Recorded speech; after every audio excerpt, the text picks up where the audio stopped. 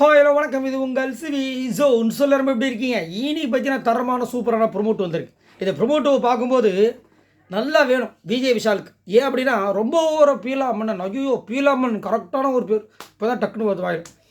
பீலாமன்னா 100% இவருக்கு தான் கரெக்டாக பொருந்தும். என்னமோ உலகத்தில் இவர் தான் வந்து பெரிய நடிகர், இவருக்கு இருக்கிற ரசிகர் பட்டாளம் மாதிரி யாருக்குமே கிடையாது, ட்ரெண்டிங் ஃபெல்லோ. அதுவும் அந்த தர்ஷிகா கிட்ட அவர் விட்ற அந்த பீலாஸில் எப்பா போதுண்டா சாமி, ரீல் அந்த போய் 4 வருஷம் ஆச்சுன்னு. ஒரு நாடகத்தில் வந்தார், நல்ல பர்ஃபார்மன்ஸ் கொடுத்தாரு, இல்லைன்னு சொல்லி நல்ல நடிப்பு திறமை இருக்கிற ஆள் தான், இல்லைன்னு சொல்லலை. ஆனால் அதுவே வந்து மண்டைக்கு ஏறி தலைக்கிடமாக மாறிடுச்சுன்னா அது கண்டிப்பாக வந்துட்டு செட் ஆகாது. உள்ளே வந்துட்டு ஒரு ஹோஸ்ட்டு அவருக்கு எவ்வளோ ஒரு மரியாதை கொடுக்கணும், அதை வந்துட்டு கொடுக்காம சிவகார்த்திகேயன் வரும்போது பவ்யமாக அண்ணே நொன்னேன்னு சொல்கிறது. அதே விஜய் சேதுபதி அவர்கள் வரும்போது முதலேருந்தே ஆட்டிடியூட் ப்ராப்ளம். இப்படி புஷ்பாவாம் பார்த்து அப்படி சுலுக்கிக்க போகுது. வச்சு செஞ்சுட்டே இருந்தார். இவர் ஒரு நாள் வச்சு செய்யணுமே நினச்சிட்டே இருந்தார். செம்மையான ஒரு இடம், அதாவது அந்த ஒரு தருணம் போது கரெக்டாக அமைஞ்சுது. ஓட்டுமே இல்லாமல், அதாவது எனக்கு வந்துட்டு வெளியில் வந்து அவ்வளோ ஃபேன்ஸ் இருக்காங்கன்னு சொல்லி ரொம்ப ஃபீல் பண்ணிட்டு இருந்தார் இல்லையா?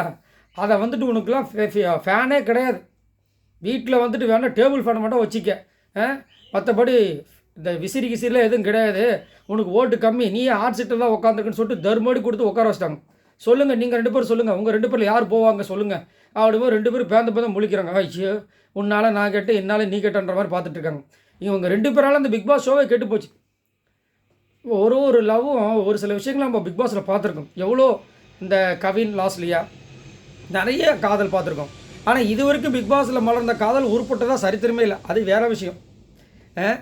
அப்படின்னு இருக்கும்போது இவங்க காதல் வந்து காதல் மாதிரியாக இருக்குது. நேற்று நைட்டு தர்ஷிகா விஷால் கிட்ட உட்காந்து சொல்கிறாங்க, இந்த மாதிரி வந்துட்டு தர்ஷிகாவுக்கு விஷு மேலே ஒரு இது வந்துருச்சு, இதுக்கு மேலே ஒரு பொண்ணு என்ன வெளிப்படையாக சொல்லணும், என்ன இது வந்துருச்சான், உங்களுக்கு தெரியாது, அடடடா தம்பி நீ யாருன்னு எனக்கு தெரியும், இந்த உலகத்துக்கே தெரியும், சரியா?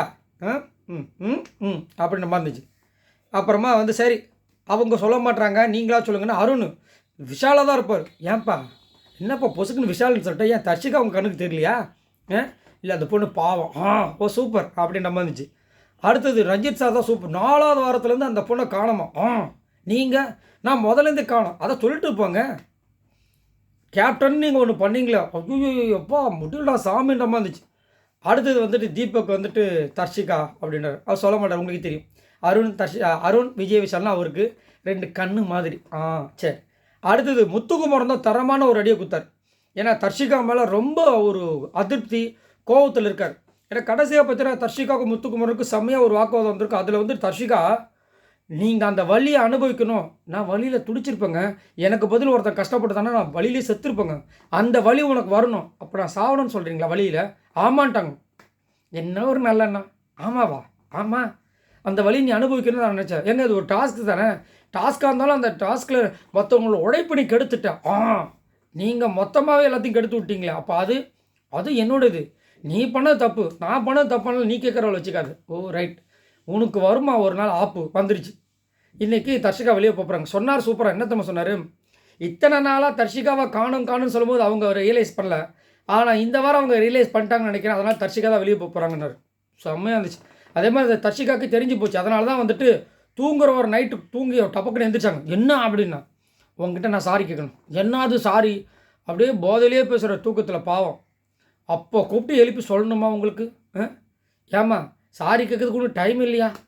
அப்போ தான் மற்றவங்களாம் சொல்கிறாங்க, ஏங்க அவங்க நைட் ஆனதாங்க நல்லாவே பேசுவாங்க. ஓ அப்படி சொல்ல வரீங்களா, ரைட் புரிஞ்சு போச்சு அப்படின்ற மாதிரி இருந்துச்சு.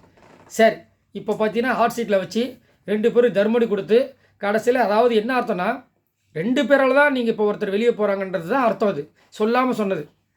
விஷால், இது உனக்கு கடைசி வார்னிங். இந்த தர்ஷிகாவை நீ யூஸ் பண்ணி இந்த மாதிரி ஒரு விஷயம் பண்ணியிருக்கேன், அந்த பொண்ணு வந்துட்டு இதை வச்சு எப்படியோ ஓட்டிகிட்டு வந்து நினச்சிருக்காங்க. 2 பேருமே நினச்சது தப்புன்றதுக்காக ஒரு சூப்பராக பண்ணி தர்ஷிகா வெளியே அனுப்பிச்சு இப்போ உள்ள ஒரு போகிறார்.